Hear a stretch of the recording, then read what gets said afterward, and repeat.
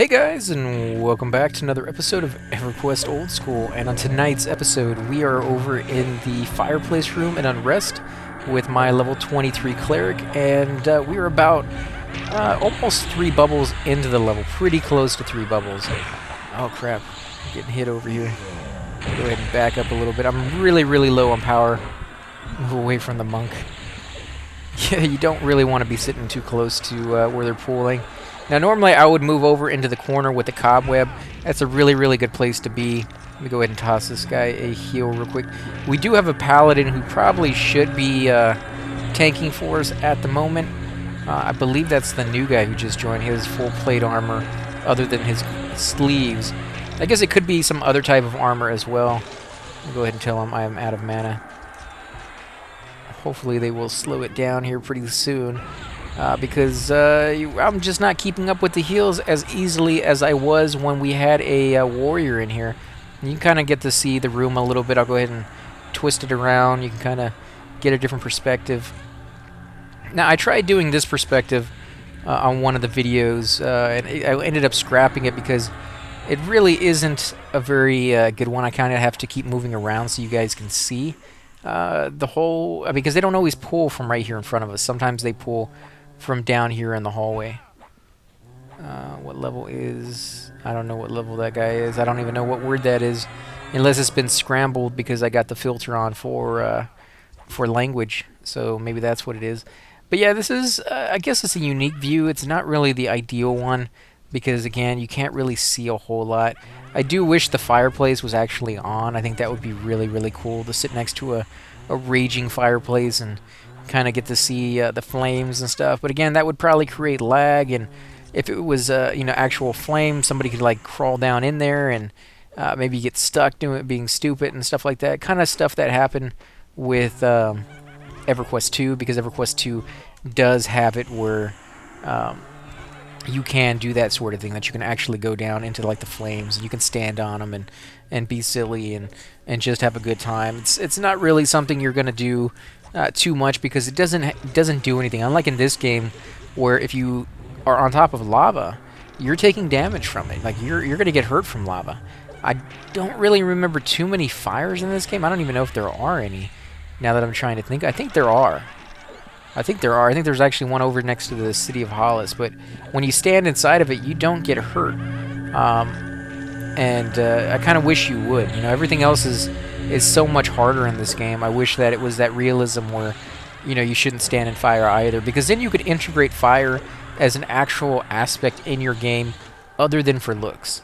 You could have levels that instead of just lava were actually on fire, and you had to avoid the fire. Maybe the fire spread through the zone at certain points, kind of like ate its way along, wooden trees. And the Burning Woods was a zone that was what it kind of said it was, where the trees were on fire. Most of them were already burned and charred, and they looked, like they had been through, like they turned into charcoal almost, that black, charred look to it, but still in the form and shape of a tree.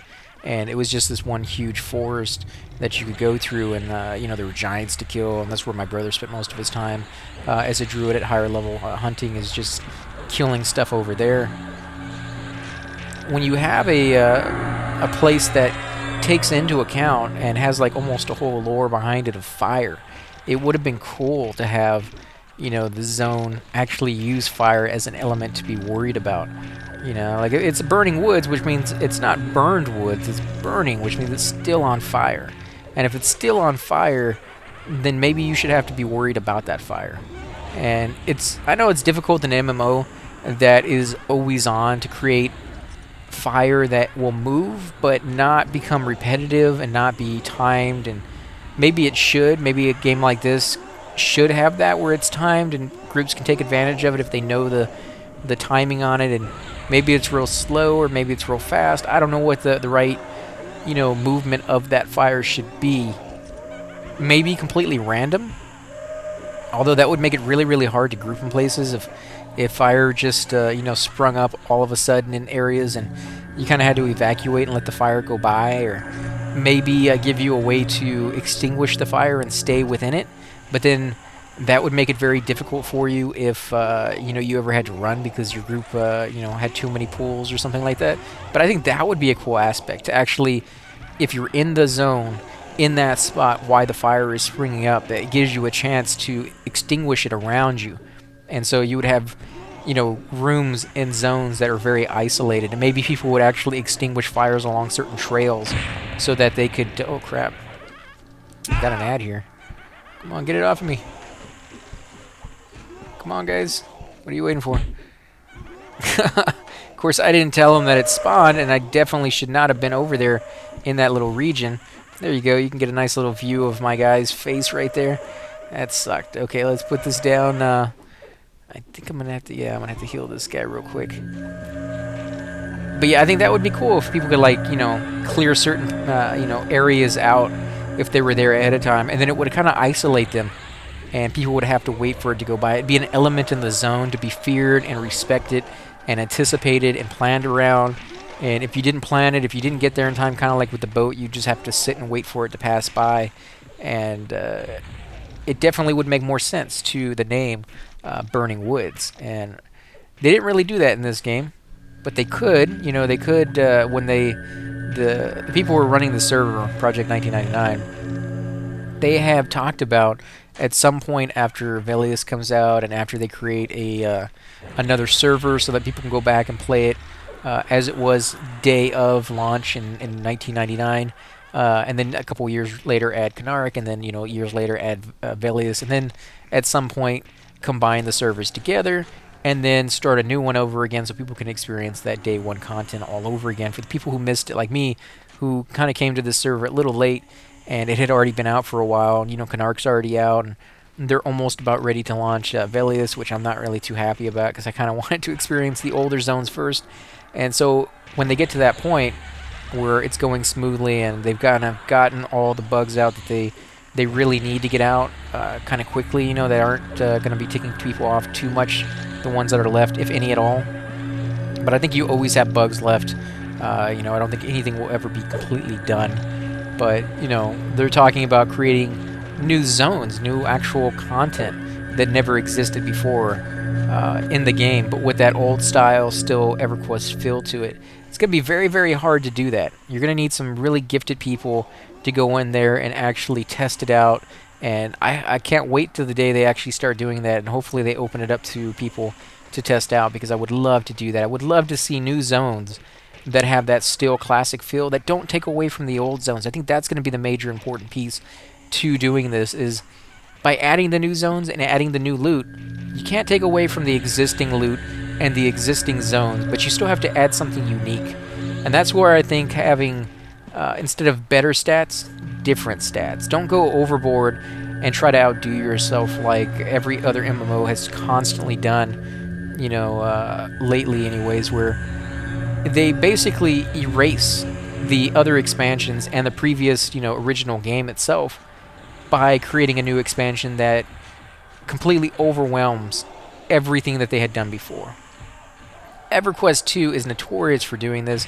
The last expansion that I played added the Tower of Frozen Shadows, and it was like the Great Divide or something like that. That was the last expansion that I was hardcore still playing, and I was waiting for it to come out, and I couldn't wait for the day to play it. And when it came out, everybody traveled over to the new zones and got their butts handed to them, hands down, by even just yard trash that normally you could defeat rather easy.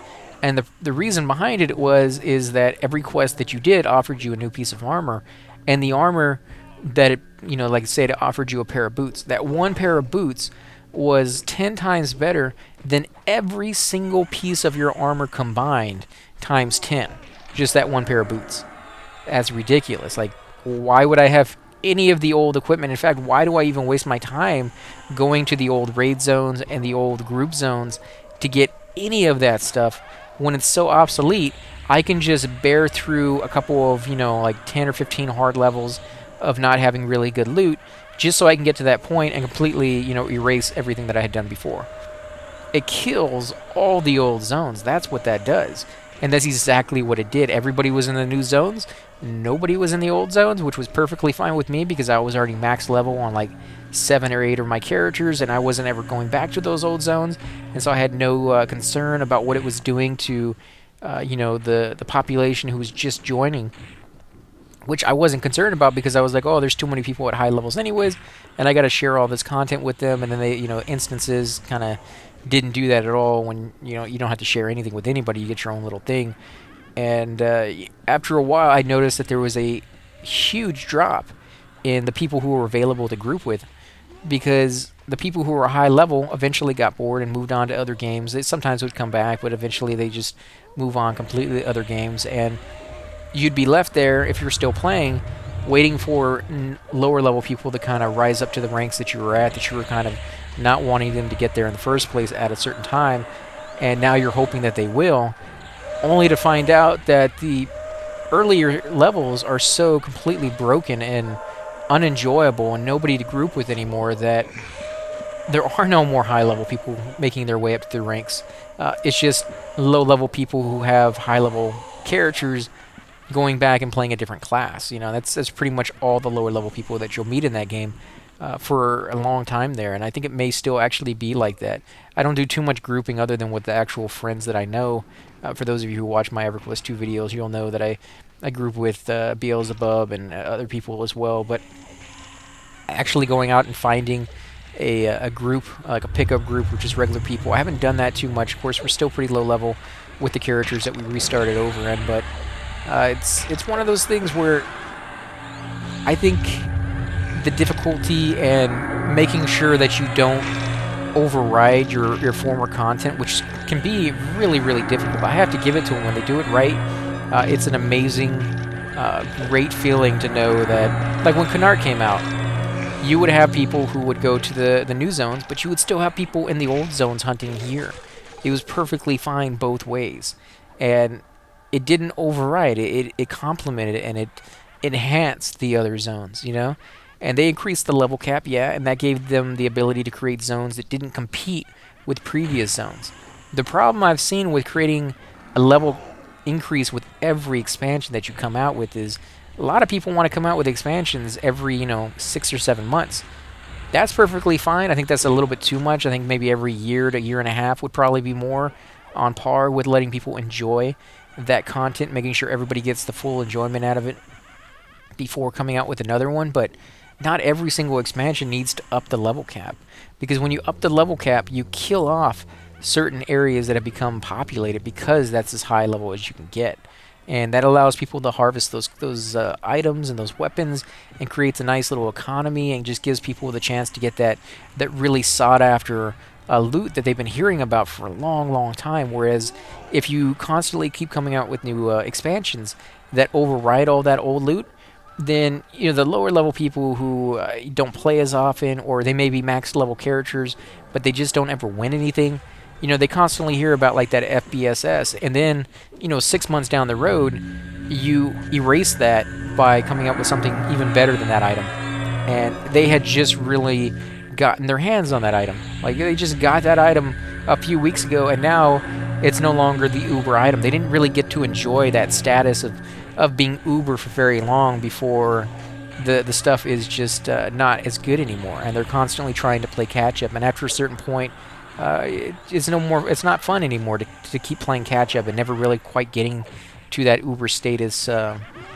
Simply because you can't put in the hours. You can't put in the 60, 70 hours that other people can put in to get to that point really quickly. But if you make it where it's like a year and a half, 2 years before another expansion comes out, that's plenty of time for even the most casual of gamer to get up to that point and get that loot if they really, really want it. If they really, really want it, they should have gotten it way, way before that. But, I guess if you're, really casual, that's still plenty of time for you. And I think that's one of the keys, is just not pushing it. Making sure people take it slow, and make it where they have to take it slow, because they won't if they have the choice. People are always trying to find ways around not taking 6 years to get to max level or whatever it is. It's ridiculous how much time you have to put into it to get up to that point. And if there's a way around that, they will find that and use it to their advantage. And in this game, there are ways around. spending a whole lot of time at certain levels. You can do a certain quest that's fairly easy to do if you know about it, and you can kind of get ahead a little bit more than most people, a little faster than they can.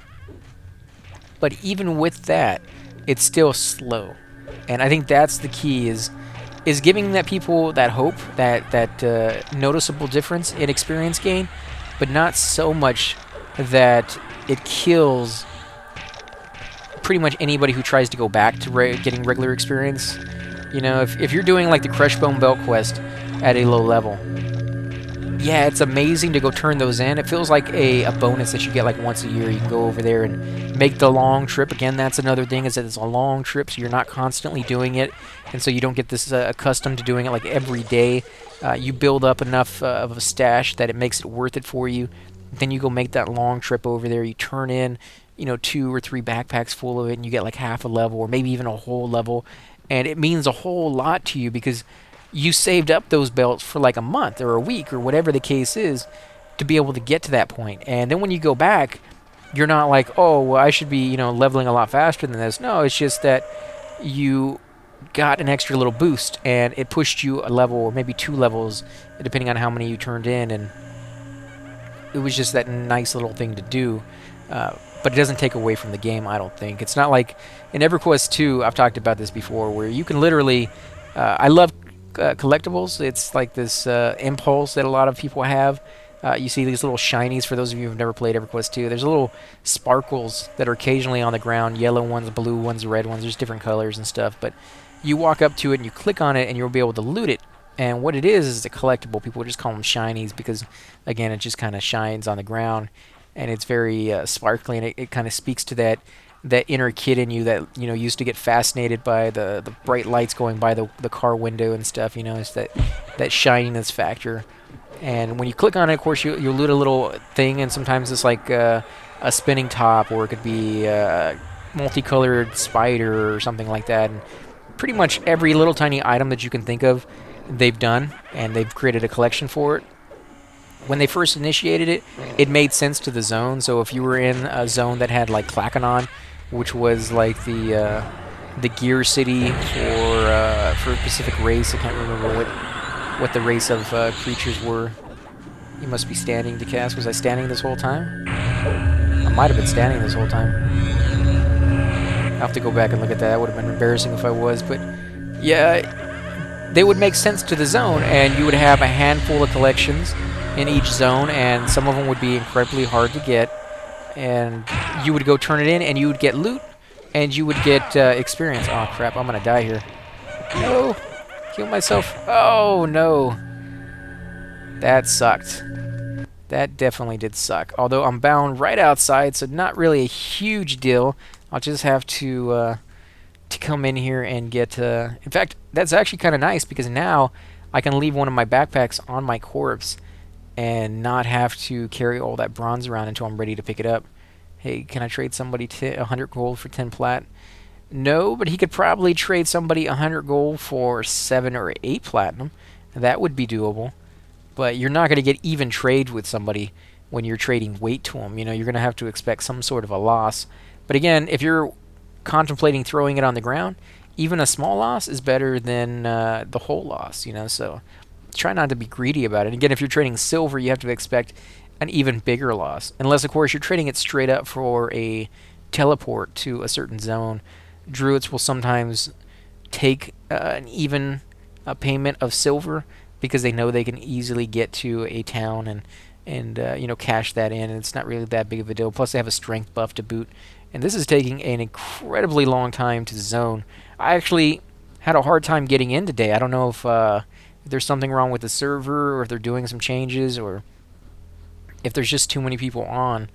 But this is outrageously long. This is longer than I've ever seen zoning since I've been back. This kind of reminds me of the old days, except even in the old days, it would have changed screens by now, and it would be playing like the EQ music, and the little bar would be ticking down on the bottom, showing we're outfitting dwarves, and we're repopulating the earth with or the Norath with skeletons, just to mess with you. Little text would go down on the bottom like that were kind of funny and off the wall kind of stuff.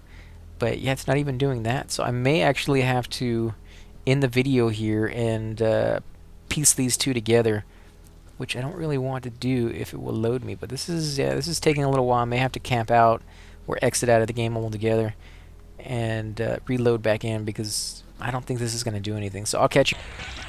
Hey guys, sorry about that. So I went ahead and I had to actually cancel and close down the game altogether just to fix whatever that issue was. But I don't know. I mean, I had a hard time logging in the first time I got on today, but since I came back, everything's been fine. So maybe that was just you know, a glitch. There's something like 1,200 people on right now, so that could have something to do with it. Although I've never really seen any server-side lag or to the extent that I was just experiencing right there. I mean, yeah, occasionally you'll find something like that, but it's not too often, not nearly as much as it was back in the day on the Sony servers, to be honest. I don't know if it's just harder to have to deal with so many different people on different servers than it is to kind of concentrate on just one server and do that one just right.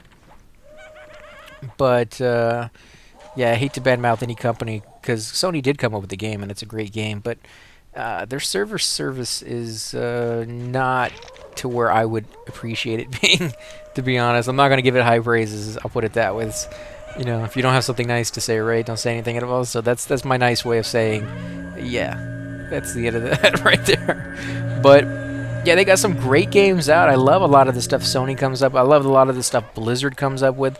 I would love to hear the games and the companies that you guys enjoy. Like, what are the stuff you play for the most part? I'll play like Assassin's Creed and Borderlands and games like that, but for the most part, not really a big AAA title player. Mass Effect, I think, is one of the greatest games I ever played, other than the ending to the third one, which was just lame. Even the super secret, fancy, you know, ending that kind of tied everything up in a fanboy kind of way that really kind of did make sense, and I won't go into for those of you who may have not played that game. I don't want to spoil anything, but the ending just sucks so bad, so bad. The whole game was all about choices, and for the other two, they really put themselves on a pedestal because of the fantastic job they did on those games. What it was is you could play as, you know, pretty much a group of different classes. You know, you could be like the warrior, you could be the medic or engineer or something along those lines, and you get to tailor your character based off of the armor, and the armor was really extensive, and you could tailor your gameplay based off of the weapons that you wanted to use, and then of course the choices, which was the biggest part of any game that I've ever played, being just fantastic, is your ability to pick your own destiny and decide that, you know what, I want to be evil, or no, I want to be good, or maybe I want to go down the middle. That's kind of how the first one was. The second one and the third one really decided to play on the notion that was more realistic, was that there was no good or bad or right down the middle, that all choices had a good and a bad to them, and were right down the middle in some way, depending on your perspective. And the choices really became these gray areas that you didn't know which option was the best for you to pick, simply because it was the good one, you know, and this one was very cut and dry, and it was very evil, and, you know, it wasn't easy to determine it, kind of like it is in real life, where sometimes it's very, very hard to see which is the right path to take. And it's not until after you choose the action and after you've done what you've done that then you realize, oh, maybe this might not have been the right path, or oh, phew, fine, yes, thankfully this was the right path. And those games kind of personified those choices that you were able to make. And as a gamer, I greatly appreciated that, because you very rarely run into games like that. I need mage, seems one mage, looking for group. I would say that's fine. 17 and 29. Well, 17's probably too low and 29's probably too high. Yeah, they said the exact same thing. It's not really a good combination. I'll go ahead and toss the Necro a little bit of life, even though I don't really need to. Just don't like having them that low. But yeah, it's I love storyline in video games. You know, again, that could just be because I'm a writer, but I think a lot of people enjoy that, and they just don't get it all that often. And I understand why they don't. Games have kind of become part of like Hollywood in that they fall into these patterns where fancy lights and beautiful scenes kind of get the most attention. But I think the games that last the longest and get the most fandom and love from the players, and players who will come back and buy your game simply because the first one was so good, or because of the story, and the community that they build. And like with Mass Effect, the reason I was just drooling over the third one is because the other two were just fantastic in developing the characters and the story, and not doing too much in the character development, because that can be annoying. TV shows do way too much development in the characters, to the detriment of the main story, which is almost not even there. It's almost non-existent, because they're constantly going back and talking about why this person is this way and why this person acts this way. And at some point I'm like, I don't care why they're acting a certain way or what their backstory is if I never get a chance to root for them. I never get to see them in action in the main story, because you guys never show it. You're constantly telling me about backstory on this guy and backstory on that guy, and by the time you actually get invested in a character, you're off onto the next character's backstory, and there's just not enough interaction when you do develop a certain affiliation or affection for a certain character that kind of hits you in the right way, and you want to see more of that guy. And it's just too much backstory, I think. And so you do want to do moderation. I think it's the same thing with anything. Like I've said many times before in video games, is you just have to have that moderation. Otherwise, you go too far in one direction, and you lose the people who would otherwise. I think he just used his lay of hands, maybe. Man, he hits hard. Yeah, werebats. They definitely hit harder than most. Let's see, what did they talk about? Oh, earrings from my enchanter. Oh, that's the guild talking. Yeah, I'm actually still in Material Continuum. I don't know if I'm going to stay in them all the way to max level. I don't think I will. ZK has been kind of trying to get me into his guild, and I told him that would be cool because they actually do raiding together. They do a lot of grouping together, which I very sorely miss. I know I don't get to log on very often, and when I do, it's normally to shoot these videos, and so there will be times where I don't get to group with them as much as I might be able to if I was, shooting as many videos. But what I found is grouping with friends and grouping with people that you're very accustomed to, it can make for some really great times, and I very much want to do that again. I've grouped with a couple people from this guild, and for the most part, the groups that I've gotten have just been chance. Like I'm already in the area and somebody's looking for a group and they just happen to be in my guild.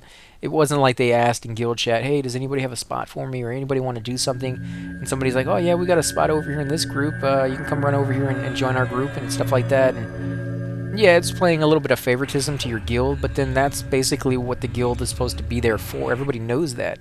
And a lot of the time when you're looking for people in your group, people will be like, does anybody know anybody on that wants a group? And they'll be asking you because they see that you're in a guild. And P99 Red has a world chat. It's the OOC, so when you do an OOC, you'll get to see that no matter what zone you're in. The original Everquest did not have that, at least not in the player versus environment. I don't know about on the red server with the player versus player if that was day one like that. I don't think it was, and I think it kind of detracts away from the game the way it used to be, but they seem to like it over there just fine. And the red has always liked different rules than the blue, and we're nice and easy targets to them for the most part. So I'm fine with it. If they are enjoying it, then so much the better, but I wouldn't really want that here. So basically, the only way you can find a group, you can't just do OOC, level 22 cleric, level 23 cleric looking for a group and expect everybody in the game to see it. Only the people in the zone are going to see that. And so that's kind of why if you had a server-wide channel, that stuff really comes in handy with helping people find groups a little bit better. EverQuest 2 did this quite a bit, where they had, LFG, you could turn that on, you could turn your looking for group tag on, and you could join a list of people looking for group, and people could search that list for specific classes. Right now, if you want to know who's looking for a group, you could do a who all LFG, and it will show you, I think, like the first 30 or 50 people that it wants to give you looking for a group. And if there's more than, that amount of people looking for a group, it caps off, and it doesn't show you everybody. And the next time you do it, it may show you the same 25 with an additional 5 people you didn't see the first time. And it's kind of difficult to find a group like that, or find people to fill your group, because it's all levels. It's not like level 1 through level 5. You can't do it that way. You have to do everybody looking for a group. So it's not as user-friendly, which means it's not used very often. And for the most part, if you're in the zone, they'd rather have you than try to get somebody else from somewhere else. And in other games, that's not always the case. You can kind of all sit together in one, nexus, like Universal Zone, like Everquest had when it came out with Plane of Power, which was Plane of Knowledge, and just it's horrible. Ruined the game. Everybody sat in the Plane of Knowledge, and every class had their spells available in the Plane of Knowledge, so you didn't have to go back to your hometowns anymore or ever again. So those zones were just dead, gone. Nobody ever went to them. You can use Plane of Knowledge from day 1, level 1. So what people would do is they would use that to get around, because there was stones that you could click on to teleport to any zone in the game, pretty much, or very close to the zone that you wanted to get to. And it just killed druids, it killed wizards. It's just one of those things that it killed so many aspects of the game that people who liked the old zones and liked the way it used to be pretty much had everything they wanted taken away from them. And you either used the new Nexus, the new stupid Plane of Knowledge, or you got left behind. And for me, at the time I embraced it. I was like, whew, finally, I never have to play another druid or pay another druid for a teleport. Oh, I never have to, worry about getting around to a zone that I really, really want to go to simply because it's too far away. This is great. This is awesome.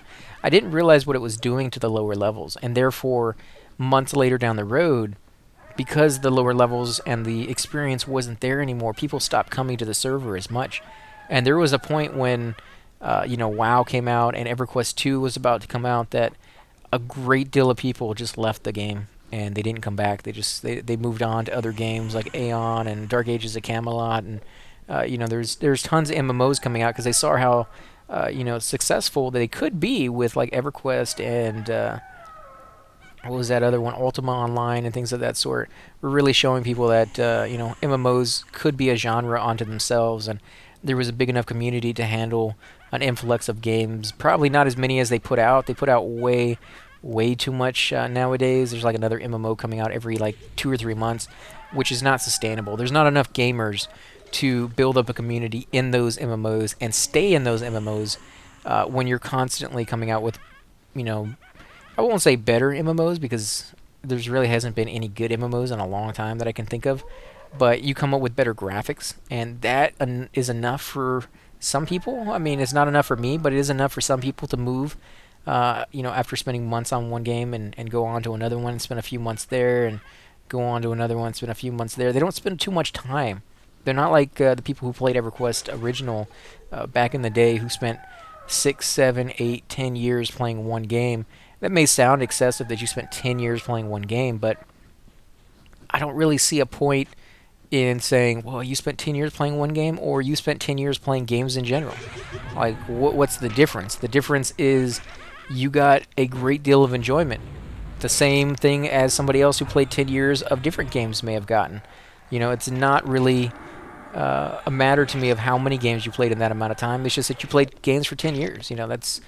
That's the way it is. And if you can find one game that you can play for that amount of time, that must be one freaking amazing game, because there's very few games that I can ever remember wanting to go and play for more than like 100 hours. 100 hours is usually the max on a game nowadays in like single player campaign mode. If you're playing like Mass Effect, it might be 100 hours. It might be a little bit more than that actually, but it's not something you're really going to have to hopefully they can get this off of me pretty soon.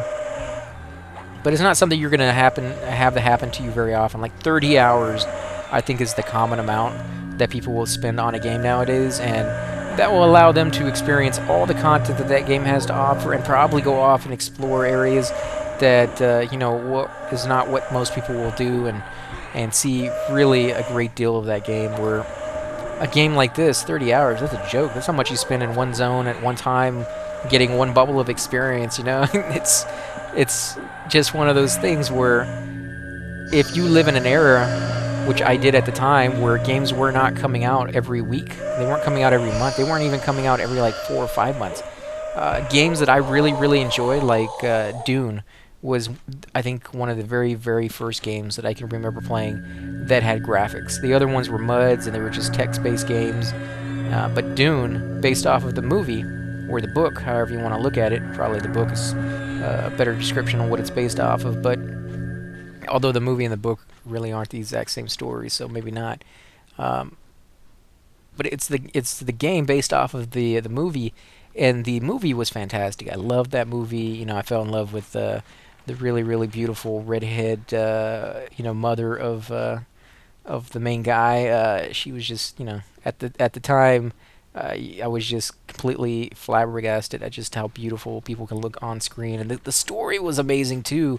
And when I played the game, it was really cool because you got to pick what side you wanted to be, and games didn't really give you that option before. Like I could think of Command and Conquer, where you just started. You know, you didn't get to pick really all that much. You got to pick evil or good, but those were your only choices, and even that was something back then that you even got to pick that much. Whereas with Dune, you got to pick like 3 different sides. I think it was like the Harkonnen, which were the red side, which were the evil ones, you know, that always got the best equipment and the strongest tanks. And I think they even got like nuclear weapons as their secret special weapon. And then you had like the blue ones, which were Atreides or I can't even remember now. And they were supposedly like the good side, and then you had like the ones with the Furman, who were like the spies or whatever, and I forgot what side those were. Actually, I think the Atreides had the Furman, and the spies were green, and they had something else. I can't remember what that was, but yeah, you got to pick from 3 different sides, and then it didn't just stop there. You know, you had a map, and you had areas that you controlled, and you had areas that the enemy controlled, and then you had areas that were neutral that nobody controlled right off the bat.